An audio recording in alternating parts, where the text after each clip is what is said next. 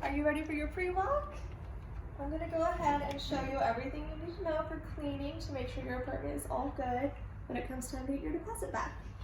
Let's go ahead and walk through here and start at this sliding glass door. Just make sure that this guy's dusted as much as possible. You don't have to take it down or do any extra cleaning. Just make sure that it visibly looks nice. We'll take care of it from there. Make sure that these windows are as clean as possible. A lot of people use Windex. I suggest the foam spray because that'll get rid of any streaks. If there are any streaks, we have to go back and re-clean it. You want to make sure you get any of the window tracks on any window as clean as possible. Those white magic erasers work very well. Anything outside, just make sure you're dusted up as much as possible, especially your patio area. A lot of places people forget about are any edges on anything. So up here, you'll want to take a duster or an eraser or anything to get rid of any dust. Make sure this is wiped down. And then I think that's it for right here. We'll go ahead and go to the lights. You'll want to make sure that all the light bulb area is clean. So go into the inner fixture, outer fixture. The fan blades are going to need to be cleaned as well. Those bendy dusters work well. Just get on a chair and dust them as much as possible. Dust both sides and then the outer side of it as well, that silver area. You'll want to dust too. Anything you don't feel comfortable cleaning, if you leave it, just know that our cleaners will come in and clean it. And then that'll get taken out of the deposit. You want to clean all of these guys. An eraser works as well with these. Just make sure that they aren't grimy or muddy or dusty. I'm going to go ahead and go to the kitchen. One of the longest things to clean that it takes time to clean is the oven. So some tricks are you can lift this guy up. That'll stay there. And you want to get in there as much as possible and clean this. These guys actually come out. So you can clean all of these. You can take this and put it in the sink with all the other ones, or you can leave it to be replaced. They're very inexpensive to replace. For the inside, I suggest pulling out the oven racks and putting them in the sink. You can do that all at the same time with these guys. These guys actually come off. They actually do get a lot of grease inside of them. You can put those in the sink all at the same time as well. Make sure the inside is as clean as possible. Make sure this guy is as clean as possible. You want to make sure you get any edges, like I said before. All these guys. This guy comes all the way out. No, it doesn't. That's okay. This guy pulls out as much as possible. Just clean inside, around here. Any nook and cranny you notice dirt or dust or grease you can clean. A lot of people forget about their drawers. You can actually pull these all the way out. Okay. This one pulls out. So any ones you can pull all the way out, you can take out, put it on the counter. Any dust or anything, you just kind of lift it over. Clean out as much as possible. Those that don't come out, that's okay. The cleaners can't take them out either if you can't, so just clean them as much as possible. Going back to this area, this guy pops out. You can put this in the sink with everything else. This guy, if you just squeeze it a little bit, that comes out as well. Go ahead and clean that. Clean as much as you can in this area. A lot of grease will build up. Sometimes you don't even notice it until you start cleaning, and then it's like there's a lot of grease there. You do want to pull your oven out. You do want to pull your fridge out. I suggest cleaning your sinks and your floors at the very last moment, just because everything is going to fall on the floor or into the sinks at your cleaning. For the fridge and freezer, make sure you take everything out.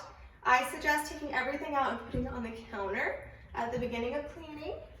That way all the drawers and all the good stuff is at room temperature.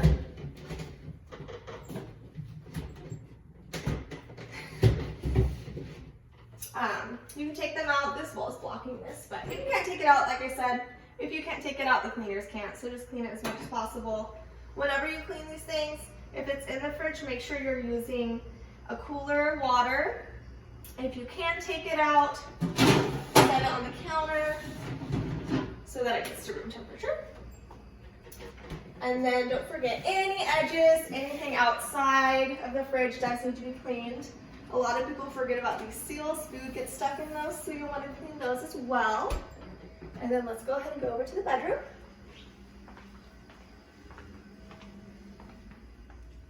Going back to windows, you want to make sure these guys are all clean. Make sure the sills are clean. All the window itself is clean. For the mini blinds, that's probably going to take the longest. The oven and mini blinds tend to take a long time. Make sure that everything is dusted as well as possible before you go in with anything wet. If you go in with any water or anything like that, it can get muddy. So just clean it as much as possible. Do clean these guys too. The strings will get dirty if you've been here a long time. You can pop this guy off and just do the whole string. An eraser works for those as well, because if it's brown or dusty, the cleaners are gonna have to clean it. So if you can clean it real quick, might as well. All the same stuff for this fan. Make sure the blades are clean. Make sure the outside is clean. Make sure the inside of the fixture is clean if you want to take it down. Make sure that, you dust the doors. Make sure these guys are dusted. Make sure you get into the closet. Take anything out that you can. Wipe it down. Wipe these guys down. Use a chair or a stool to wipe all of those down. A lot of people forget about the edges, and those get really dusty, so you'll want to make sure that that gets cleaned. Same with above the door. Over here, a lot of people forget that it's dusty. And then we'll go ahead and go to the bathroom.